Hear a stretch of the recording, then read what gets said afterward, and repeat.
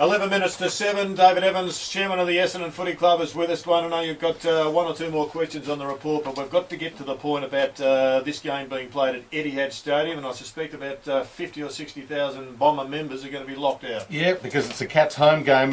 Quick one, David.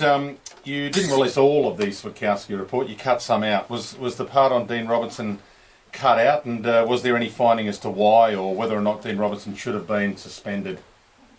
No, wasn't cut out for any reason.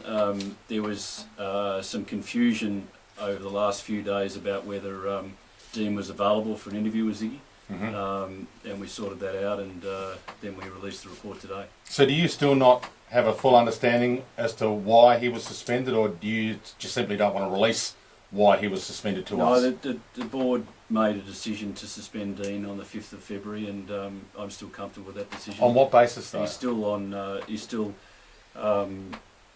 suspended on full pay, awaiting the ASADA and AFL investigation. What have you learnt about the football world in all of this, David? I mean, you've been full on, media have been hounding you, you've had to sort a few issues yourself. What have you learnt that you didn't know about the footy world having been involved in this? I don't think anything else that I didn't know already. I mean, I've been in and around football for many years. Obviously, the scrutiny that AFL, and particularly a big club like Essendon, carries in Melbourne is, that's obvious. So, and I go back to what I said before. I'm not complaining about anything in the media. The media have got their role, and they played an important role. More scrutiny than your business world? Oh, without question. David, this has taken a massive toll on you, and you could see it in your press conference today, and obviously here. It's a really stressful time for you and your family. You spoke about standing for re-election in November because you're the head of the football club and you feel responsible for what's going on. Did you feel at all about walking away once this is all done, just because of the toll it has taken on you? No, I sort of answered that question, Dave, by saying it's not about me. I'm just about doing the right thing for the football club and making sure we make the right calls for the future and the ongoing concern of the Essendon Footy Club. I made a statement today saying that I put myself up for re-election, which I think is the right thing to do.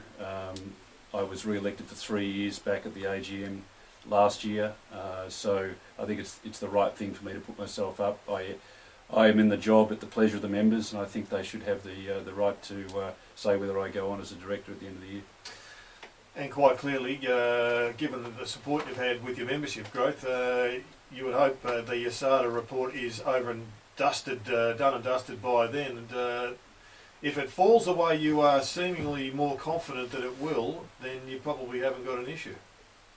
Oh, well, who knows? It'll be what it'll be. But as far as my re-election, the results of the ASADA investigation, AFL investigation, I hope, will happen before the end of the year. That's what I'm hoping. WADA have said AOD is illegal. You would appear to disagree as a footy club.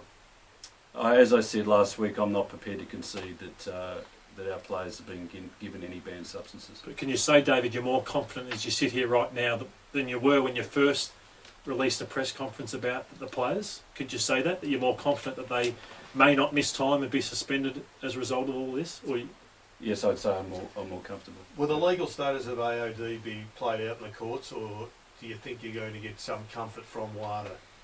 I don't know the answer to that.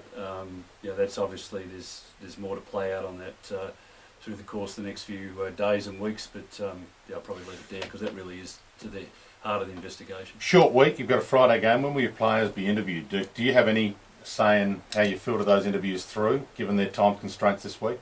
No, we don't have a say, and we have maintained our stance on this all the way through, that we will fully cooperate with the ASADA investigation.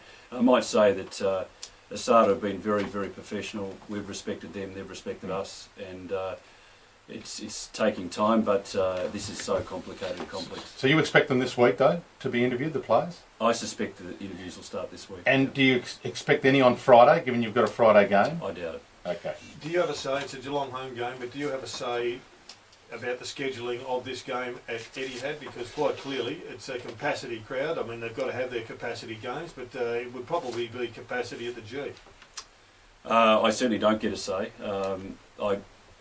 my stance on this has always been the same. I'd love more people to watch our big blockbusters, and this is clearly a blockbuster, but it is a Geelong home game. Appreciate you coming in, David, and we look forward to this issue being wrapped up, and so we can get on with the business of playing footy. Thanks, Stuart. Thanks, guys. David Evans, Chairman of the Essendon Footy Club.